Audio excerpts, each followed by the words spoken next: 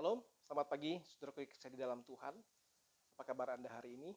Saya terus mendoakan agar kita semua Tuhan berkati, Tuhan berikan kesehatan tubuh yang baik kita dan seluruh keluarga kita. Kita masuk ke dalam tema kita yang ketiga. Renungan ini bertema Good News for Families. Dan hari ini kita masuk ke dalam renungan yang ketiga. Minggu lalu kita sudah membahas tentang tema pacaran. Saya berdoa kiranya tema itu bisa menjadi berkat buat teman-teman semua yang mendengar. Mungkin remaja-remaja, pemuda-pemuda, bagaimana kalian bisa mempersiapkan diri di dalam pacaran. Nah, pada saat ini tema yang ketiga saya membawakan tentang pernikahan Kristen. Saya bukan pakar pernikahan Kristen, saya bergumul dengan pernikahan dan saya belajar terus bertumbuh di dalam pernikahan. Dan saya terbeban serangkaian dengan renungan dalam kitab Efesus untuk membahas tema ini, yaitu tema pernikahan Kristen. Saudara sekalian, banyak orang yang berkata seperti ini. Pernikahan itu adalah happily ever after. Seperti sebuah ending dari sebuah movie, film-film Disney. Apakah itu betul ataukah sebuah mitos? Apakah betul ada yang pernikahan yang happily ever after? Kita sering melihat fenomena-fenomena sekarang, keluarga-keluarga yang berantakan, ya, keluarga-keluarga yang mungkin dengan mudahnya kawin cerai. Orang-orang yang sudah mencoba melegalkan pernikahan sesama jenis. Orang-orang yang tidak lagi menghormati rumah tangga, tidak lagi menghormati rumah tangga Kristen. Begitu banyak fenomena-fenomena yang terjadi yang sangat mengerikan sebetulnya. Nah, saya mengajak kita semua melihat dari Kejadian pasal yang kedua, ayat 18 hingga 25. Saya akan coba bacakan bagian ini buat teman-teman sekalian. Tuhan Allah berfirman, "Tidak baik kalau manusia itu seorang diri saja. Aku akan menjadikan penolong baginya yang sepadan dengan dia." Lalu Tuhan Allah membentuk dari tanah segala binatang hutan dan segala burung di udara. Dibawanyalah semuanya kepada manusia itu untuk melihat bagaimana ia menamainya. Dan seperti nama yang diberikan manusia itu kepada tiap-tiap makhluk yang hidup, demikianlah nanti nama makhluk itu. Di situ memberi nama kepada segala ternak, kepada burung-burung di udara, dan kepada segala binatang hutan. Tetapi baginya sendiri, ia tidak menjumpai penolong yang sepadan dengan dia. Lalu Tuhan Allah membuat manusia itu tidur nyenyak. Ketika ia tidur, Tuhan Allah mengambil salah satu rusuk daripadanya, menutup tempat itu dengan daging. Dan dari rusuk yang diambil Tuhan Allah dari manusia itu, dibangunnyalah seorang perempuan, lalu dibawanya kepada manusia itu. Lalu berkatalah manusia itu, "Inilah dia tulang dari tulangku dan daging dari dagingku.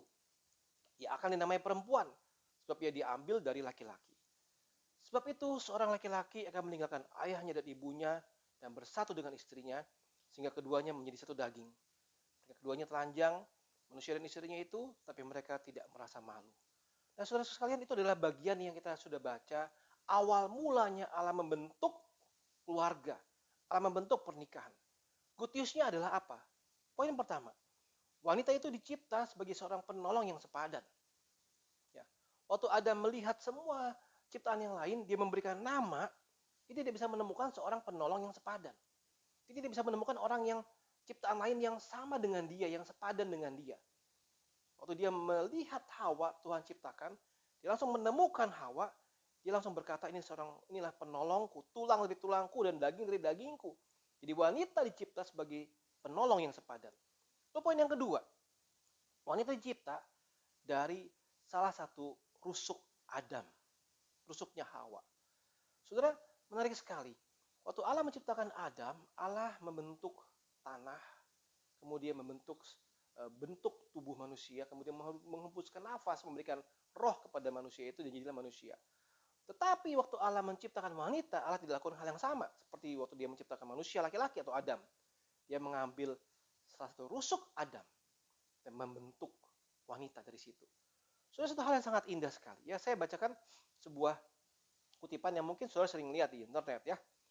Wanita itu diciptakan dari tulang rusuk laki-laki, bukan dari pundak untuk jadi bebannya laki-laki, bukan dari kepala untuk jadi atasannya laki-laki, bukan dari kaki untuk jadi bawahannya laki-laki, bukan dari tangan untuk jadi mainan laki-laki, tapi dari tulang samping untuk jadi pendamping, dekat dengan tangan untuk dilindungi, dekat dengan hati untuk disayangi, dan dekat dengan jantung untuk dihargai dengan hati nurani.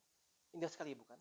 Karena wanita dicipta itu menurut peda dan teladan Allah dan dicipta dari salah satu tulang rusuk Adam. Nah, saudara, poin yang ketiga, good news yang ketiga. Laki-laki itu akan tinggalkan ayahnya dan ibunya dan bersatu dengan istrinya menjadi satu daging. Saudara sekalian, kita sudah bahas ini dalam minggu lalu, bagaimana proses dari pacaran, waktu seorang laki-laki dewasa, seorang laki-laki yang new creation, bertemu dengan seorang wanita yang new creation, lalu mereka bersatu menjadi satu daging, a new creation. Poin yang keempat, pernikahan itu adalah sebuah institusi pertama yang Tuhan ciptakan, keluarga, sebagai wujud apa? Gambar dan rupa Allah. Akan tetapi manusia jatuh di dalam dosa. Ya, ada masalah dosa di situ. Waktu dosa terjadi, muncul masalah otoritas berubah, ordo berubah. Ada sindrom power yang saling berebut power. Ada sindrom wanita-wanita yang berusaha, dia mau mandiri, dia merasa emansipasi wanita, kemudian dia sulit sebagai penolong itu untuk tunduk kepada otoritas. Itu muncul. Belum lagi problem otoritas seorang pria yang memang quote-unquote lebih lemah. Entah secara finansial, entah secara fisik, entah secara apapun yang lain. Muncul masalah otoritas di situ. Yang kedua, muncul masalah komunikasi. Teman-teman sekalian, saudara sekalian, bahwa sekarang ini kita susah sekali memahami perbedaan antara pria dengan wanita. Ya, orang bilang men are from Mars, women are from Venus. Susah sekali. Kita bergumul juga dengan bahasa kasih. Kita bergumul tentang komunikasi. Itu menjadi problem yang sangat sulit sekali. Adam dan Hawa sudah miskomunikasi. Mereka sudah saling menyalahkan. Dan satu hal yang sangat mengerikan sekali pada akhirnya adalah muncul masalah yang bertubi-tubi muncul terus menerus sampai pada saat ini. Saudara, pahami ini saudara, bahwa wanita itu butuh, ada hal yang dia butuhkan, dan pria pun juga ada hal yang dia butuhkan. Misalnya, wanita butuh caring, pria butuh trust. Wanita butuh understanding, pria butuh acceptance, penerimaan. Wanita butuh respect, pria butuh appreciation, perlu dihargai. Wanita butuh devotion, pria butuh admiration. Wanita butuh validation, dia butuh ada pengakuan dari suaminya. Manusia laki-laki perlu approval. Wanita perlu reassurance, pria perlu encouragement. Saudara, hal-hal ini kalau kita sama-sama bisa pahami, maka itu akan jauh lebih baik. Tapi kalau ini jadi problem yang besar, kita salah mengerti, problem yang luar biasa terjadi. Semua terjadi karena mula-mula adanya dosa manusia. Tapi bersyukur kepada Tuhan, saudaraku sekalian, ada penebusan Kristus. Efesus 4 ayat 20-24. Kita sudah bahas dalam seri-seri yang sebelumnya. Kamu bukan demikian, kamu telah belajar mengenal Kristus. Ya, saya bacakan langsung ayat yang ke-23. Supaya kamu dibaharui di dalam roh dan pikiranmu dan mengenakan manusia baru yang telah diciptakan menurut kehendak Allah dalam kebenaran kekudusan yang sesungguhnya. Sekali lagi ingat kuncinya. Kamu adalah manusia baru, mengenakan manusia baru, dan sekarang kamu harusnya berbeda dengan manusia lama. Penebusan Kristus menebus keluargamu. Penebusan Kristus menebus rumah tangga yang kau bentuk. Penebusan Kristus menebus pernikahanmu.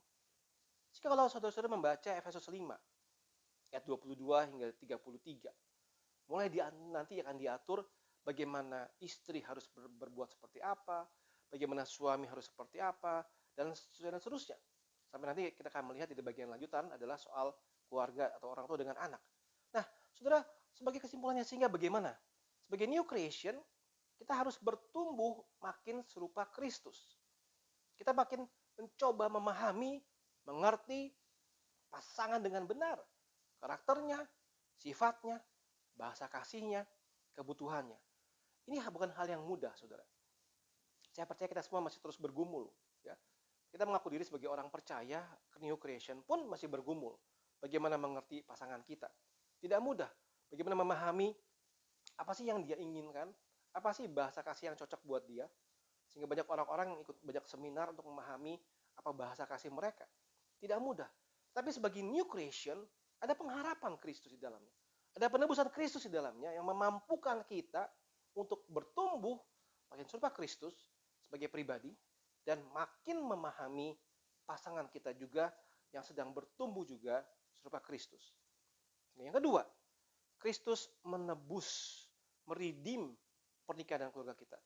Dia mengembalikan kepada ordo yang sebenarnya. Saudara lihat ya, saya tampilkan sebuah gambar di sini.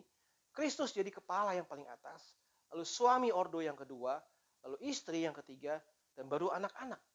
Ini adalah ordo yang seharusnya dari sebuah keluarga Kristen. Jangan dibolak-balik. Ada bagian yang harus dilakukan oleh para suami, ada yang bagian para istri, dan juga oleh anak-anak. Nah, Kristus menebus dan dia mengembalikan kepada ordo yang sebenarnya.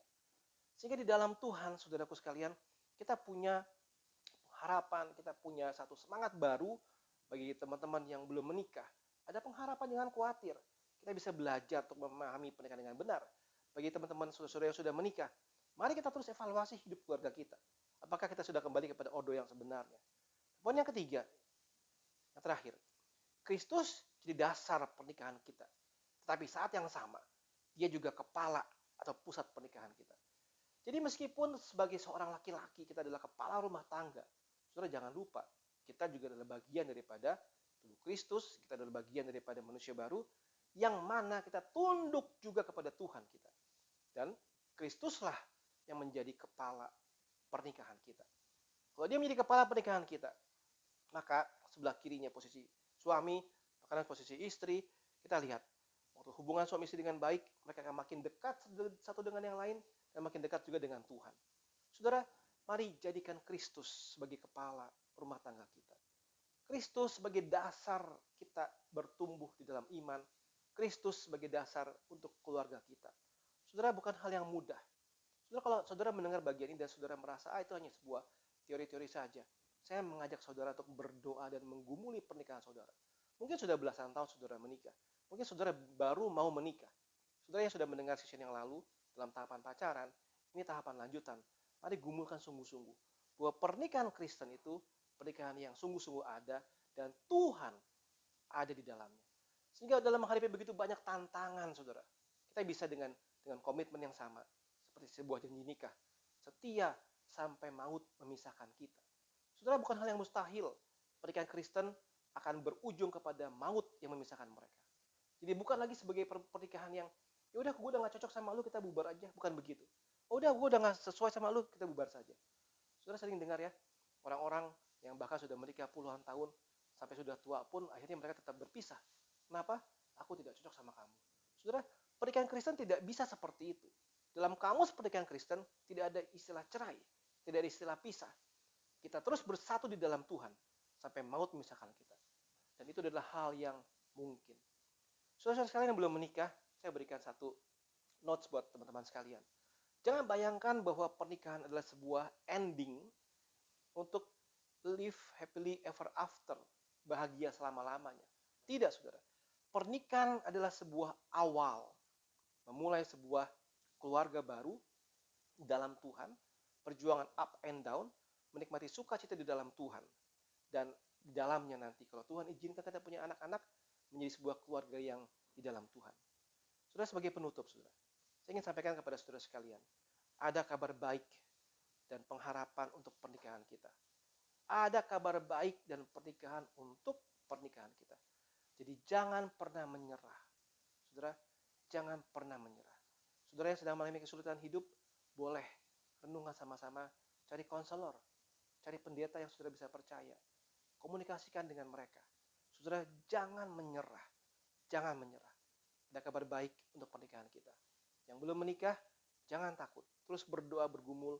Siapkan hati dengan sungguh-sungguh untuk bisa menjadi keluarga yang dipenuhi oleh anugerah Tuhan. Dan jika saudara-saudara merasa terberkati oleh renungan ini, silakan sharekan kepada teman-teman yang lain. Mereka yang belum menikah, boleh mempersiapkan diri dengan baik. Mereka yang dalam pernikahan mereka, boleh terus bergumul untuk mencari tahu kebenaran Tuhan. Ada good news bagi pernikahan kita. Tuhan memberkati kita sekalian.